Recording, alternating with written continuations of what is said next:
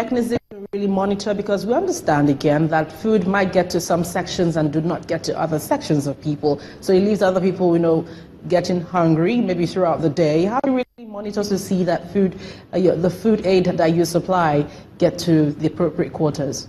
There are challenges of getting food to all the people who need it for a number of reasons. Number one is access.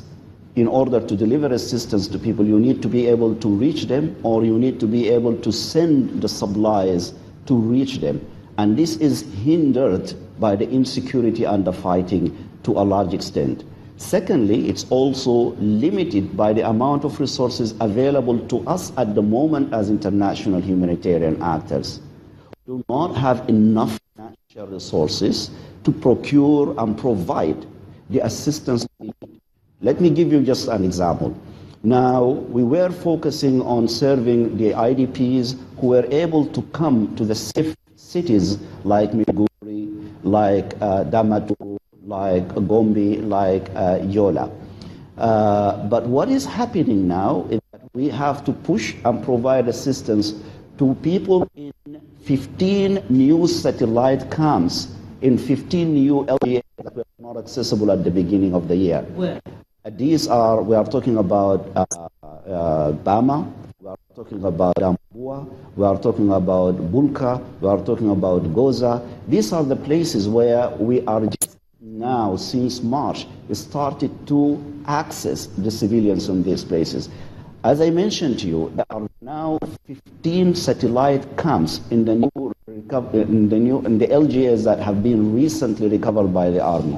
In these 15 satellite camps, there are more than 300,000 IDPs, internally displaced people, in addition to around 500,000 people who have been living in their homes under the control of Boko Haram. Right now, we are talking about 800,000 people who have just become accessible, and they need assistance. If we look at the 1.8 million internally displaced people as a result of the Boko Haram fight, we need around 30,000 metric tons of food every month to feed 1.8 million people who are only part of the 4 million people who need food. Those 4 million people who are food insecure, as I mentioned at the beginning of the interview.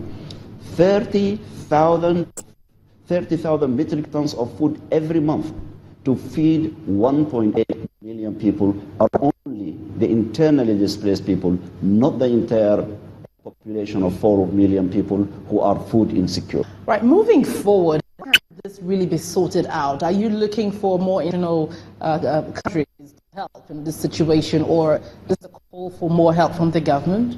Well, this is too big for a government, not only the government of Nigeria. The government is trying its best, but this is, by all international standards, too big. And that is why we call it a humanitarian crisis. And any country that is facing a humanitarian crisis of this scale would receive humanitarian assistance from the international community.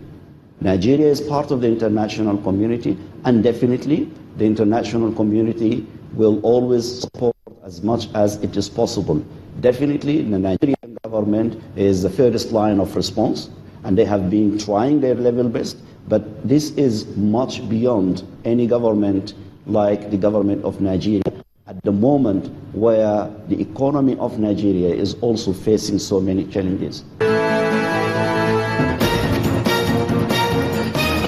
According to the United Nations, the Northeast has a long history of underdevelopment and a higher rate of poverty, illiteracy, youth unemployment, and environmental degradation. The Boko Haram violence only exacerbated the situation, which has led to displacement and human suffering on a massive scale. Indeed, the military is recapturing most of the territory from the sect. The security remains fragile, and it has had humanitarian efforts. As the security situation changes, new areas become accessible and new dimensions of need emerge. Hopefully, humanitarian assistance will be available to attend to them all. Well, thank you for watching this week. I'm Gloria Umike.